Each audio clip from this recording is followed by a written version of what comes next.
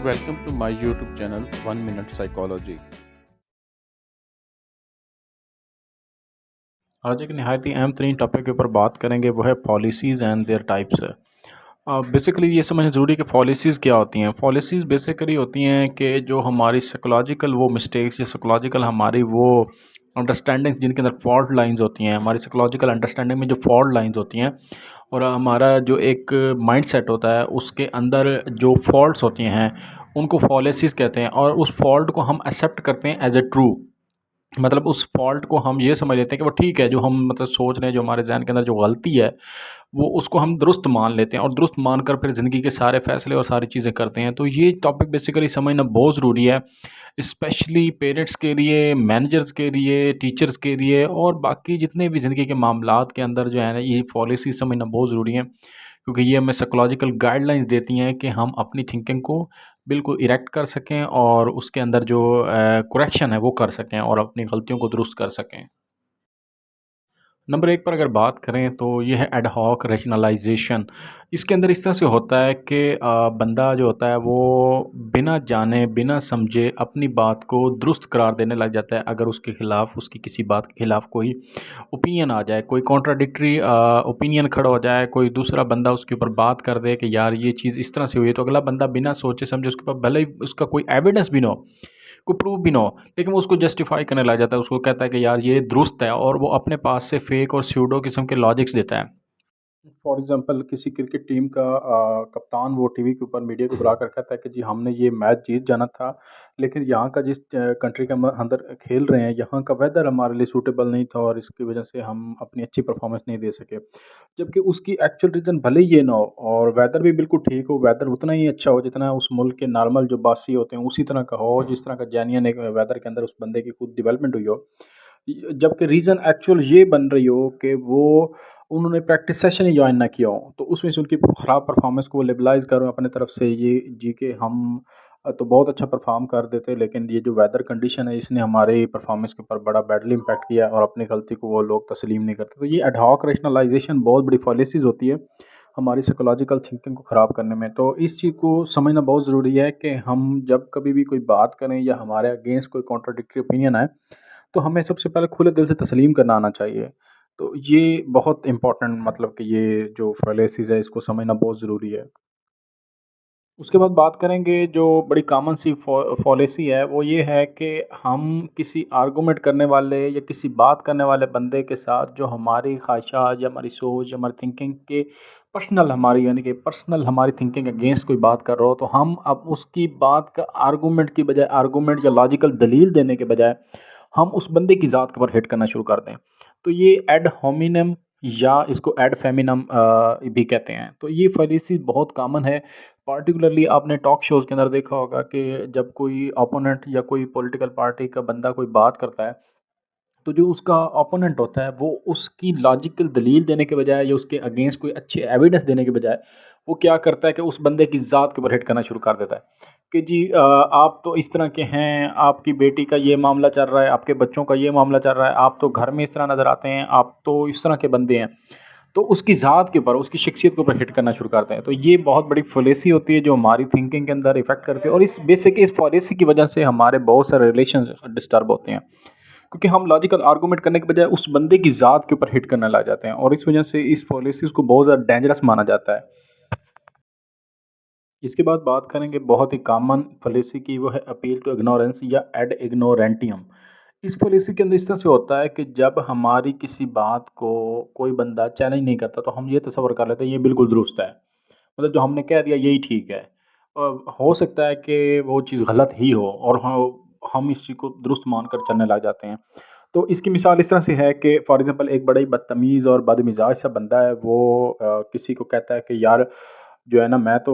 बड़ा ही अच्छा और शरीफ और नफ्स इंसान हूँ। तो जो सामने वाला बंदा है उस बंदे की बदतमीज़ी और उस बंदे के बदमिज़ाजी को समझते हो, अक्खड़ मिजाज को समझते हो, उसको आगे कोई रिस्पॉन्स ही नहीं देता, उसको रिप्लाई नहीं देता। तो ये समझने लगता है हाँ इसने सुन ली है मेरी बात, इसका मतलब मैं ऐसा ही हूँ, मैं तो बहुत अच्छा और नफीस इंसान हूँ, लिहाजा इसने मुझे कोई रिप्लाई नहीं दिया। तो ये बहुत बड़ी फ़लेसी होती है हमारी थिंकिंग के अंदर। इसको भी समझने की ज़रूरत है। अक्सर चीज़ें इस वजह से ख़राब हो जाती हैं कि जब आप इतने बदतमीज़, बदलिहाज़ हो जाते हैं कि कोई बंदा अगर आपको जवाब नहीं देता, تو آپ اس کو تسلیم کرنے لگ جائیں جی میں تو بہت اچھا ہوں، اگر میں غلط ہوتا تو مجھے وہ بندہ لازمی طور پر برا یا کچھ نہ کچھ رسپانس کر دیتا۔ اس کے بعد اگر ایک بڑی ہی جینین اور بڑی ہی ڈینجرس قسم کی فلیسی کی بات کریں تو وہ یہ ہے کہ اس میں بیکنگ دا کوشچن فلیسی ہے، مطلب اس میں اس طرح سے ہوتا ہے کہ جو ایک چیز درست قرار دی جا چکی ہے اس کے ساتھ اپنی بات کو لنک کرنا اور پھر اس کو کہنا ہے ہاں یہ بات اس طرح فلاں بات صحیح ہے تو لہٰذا یہ بات بھی صحیح ہے، تو یا فلاں چیز غلط ہے تو لہٰذا یہ جو بات ہے یہ بھی اس وجہ سے غلط ہے، اس جو صحیح آلریڈی پرووڈ ہو چکی ہے، جو بات آلریڈی مانی جا چکی ہے، جس کے بارے میں کامن کنسنسس ڈیولپ ہو چکا ہے، اس کے ساتھ اپنی بات یا اپنی غلط چیز کو پارٹیکولرلی اپنے غلط اوپینین کو لیبلائز کروا کے اس کے ساتھ جوڑ کے پیش کرنا کہ یہ چیز تو درست ہے۔ اس کی مثال اس طرح سے ہے کہ ایک بندہ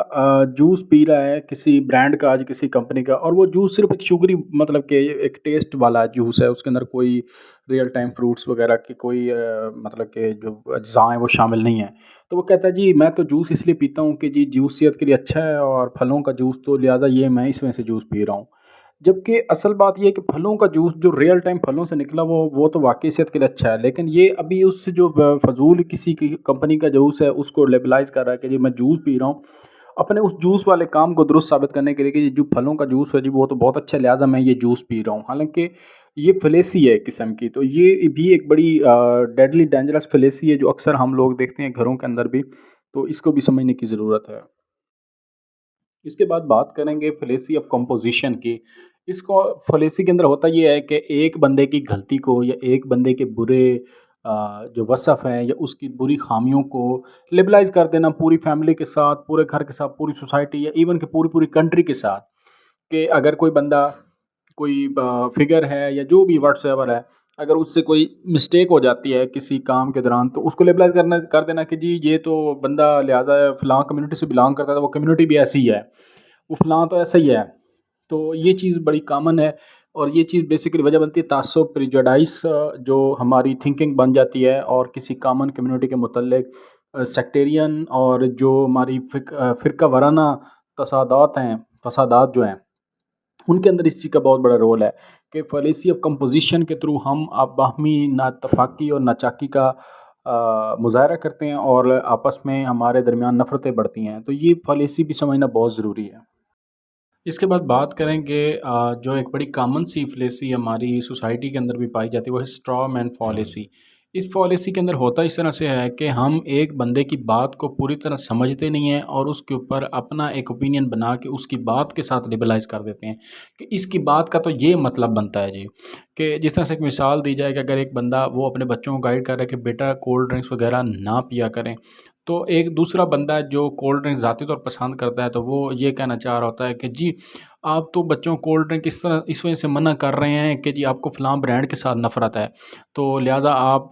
جو ہے نا اپنی نفرت کو جو ہے نا چھپانے کے لیے بچوں کو کولڈ ڈرنکس منع کر رہے ہیں، تو ایسا نہیں ہے۔ تو یہ چیز جو ہے کہ کسی بندے کے اوپینین کو اپنی مرضی سے انٹرپریٹ کرنا اور اس کو غلط ثابت کرنے کے لیے پوری ایک نئی انٹرپریٹیشن بنا دینا جو کہ اس بندے کا مقصد اور مطلب ہی نہیں ہوتا۔